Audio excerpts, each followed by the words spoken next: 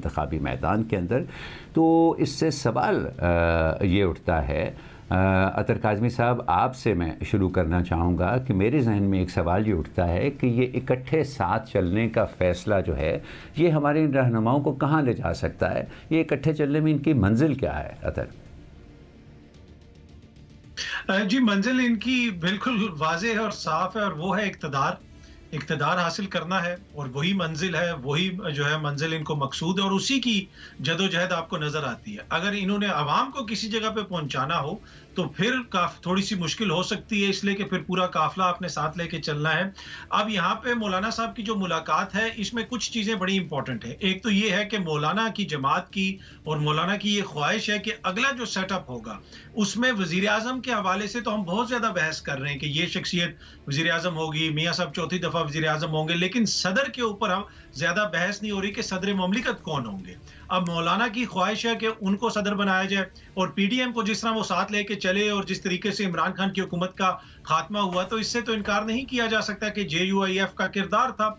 लेकिन क्या मौलाना को सदर बनाया जाएगा? दूसरी तरफ जिन हालात का सामना इस वक्त जरदारी साहब को है, उनकी भी कोशिश ये है कि सिंध में मैंडेट संभाला जाए और सदर का जो ओहदा है उसके लिए लॉबिंग की जाए। जरदारी साहब भी सदर बनना चाहते हैं, मौलाना साहब भी सदर बनना चाहते हैं, तो बुनियादी तौर पे ये उसकी लॉबिंग हो रही है।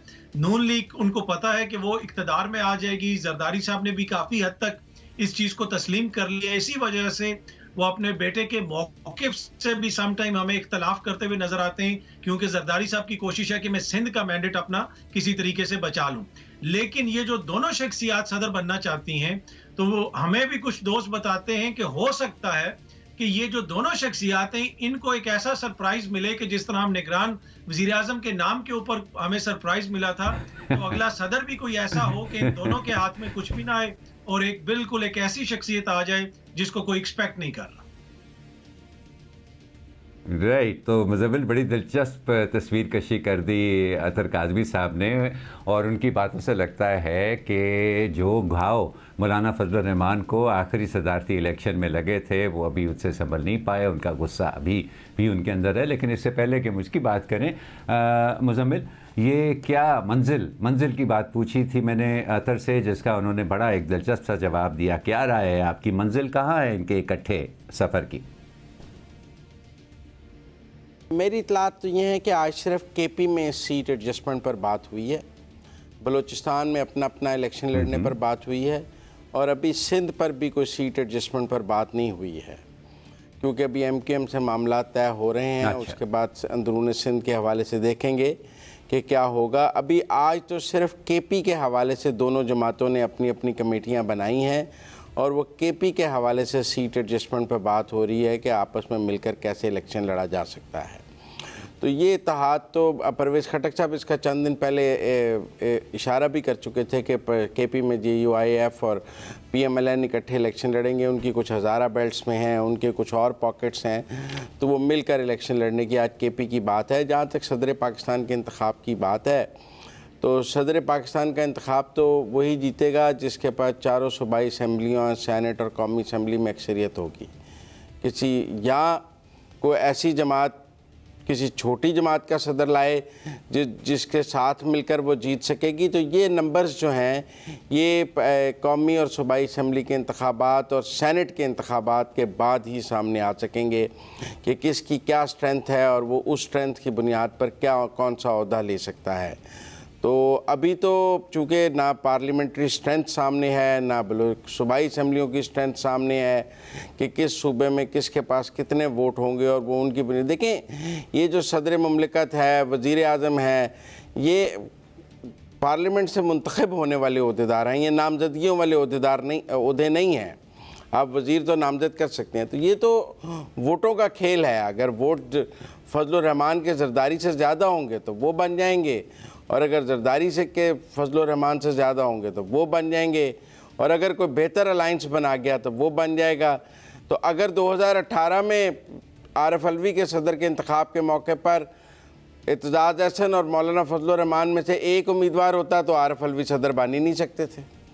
वो तो सहूलतकारी थी, 2 लोगों को खड़ा करना और 2 लोगों को खड़ा करके आपने आरिफ अलवी को जितवाया, वरना ऑपोजिशन के वोट ज़्यादा थे। तो क्या कोई 3 वे फाइट हो जाएगी जिसके नतीजे में कोई एक माइनॉरिटी जीत जाएगी? तो इसलिए मेरे ख्याल में ये जो सरप्राइजेस के हम ओहदे देखते हैं, ये नामजदगियों में देखते हैं, जहाँ कोई छोटी बात जमात का निकल आएगा। तो इसलिए मैं अभी इसको बहुत मुझे सरप्राइज़ भी नहीं लगता। मुझे लगता है कि सदर के ओहदे के लिए जिस जमातों के पास अक्सरियत होगी वो अपना ले आएंगे।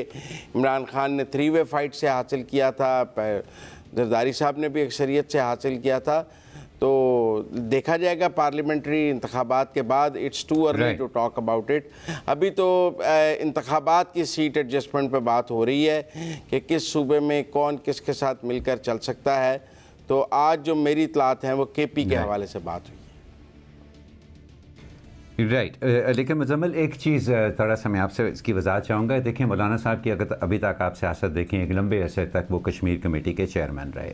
मखसूस हालात में इससे पहले 2002 में उनको वो भी शराकत के साथ उनको केपी के अंदर हुकूमत करने का एक मौका मिला, और वो भी दूसरी जमातों के साथ शराकत दारी के अंदर। मेरा नहीं ख्याल कि मौलाना फजलुर रहमान एक ज़हीन आदमी है, एक बड़े मंझे हुए सियासतदान है। मेरा नहीं ख्याल उनके अंदर कोई ऐसी गलत फहमी है कि वो अपने इंतखाबी बलबूते के ऊपर या अपनी आवाम के अंदर मकबूलियत के बलबूते के ऊपर कोई खातिर खा मकाम हासिल करते हैं आने वाली हुकूमत में। तो ये किसी ओहदे के लिए ही हो सकता है, जिसके तनाज़र में जो काज़मी साहब ने बात की है, बिल्कुल आप बिल्कुल बजा फरमा रहे हैं कि ये तो बाद के नंबर्स की गेम है।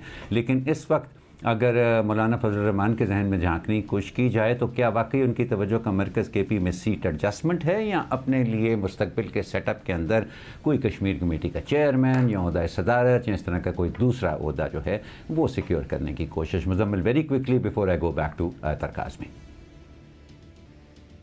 नहीं, देखें, जब भी वो अगर कहीं हुकूमत में शामिल हुए हैं तो अपनी पार्लिमानी स्ट्रेंथ के सिर पर शामिल हुए हैं। ऐसा नहीं है कि उनकी जमात की पार्लियामेंट में कोई सीट ही नहीं थी और उनको घर से बुला के कोई कश्मीर कमेटी का चेयरमैन बना दिया गया है। वो पार्लियामेंट में पहुंचते हैं और उस पहुंचने अब अपनी अददी ताकत की बुनियाद पर वो पार्लियामेंट से या हुकूमत से अपना शेयर लेते हैं। आप ये बात समझें। वो मैं अब भी ये कह रहा हूँ, अभी पहली कोशिश है कि आप अपने ज़्यादा से ज़्यादा लोग पार्लियामेंट में ला सकें। वो सीट एडजस्टमेंट से ले आएँ, वो अलाइंसेस से ले आएँ, वो खुद लड़के ले आएँ। जो भी आपने मिसालें दी हैं कि वो कश्मीर कमेटी कर रहे, वो पार्लियामेंट्री अक्सर में अपनी अददी ताकत की वजह से वो ओहदा उन्होंने हासिल किया कि उनके इतने लोग थे कि हुकूमत को उसकी ज़रूरत थी, तो हुकूमत ने उनको वो ओहदा दे दिया और उनकी पार्टी की वो वोट अपने हक़ में इस्तेमाल किए। तो इसलिए मैं यही कह रहा हूँ कि पहली कोशिश ये है कि आप पार्लियामेंट में सूबाई असम्बलियों में अपने ज़्यादा लोग ला सकें। जो अतर काज़मी साहब मंजरनामा पेश कर रहे हैं वो कहीं अप्रैल मई का है, क्योंकि अभी सेनेट के इंतखाबात होने हैं मार्च में। 8 फरवरी को कौमी इंतखाबात, फिर सेनेट के इंतखाबात होंगे, उसके बाद सदर ममलिकत है। सेनेट में किसकी अक्सरियत आती है?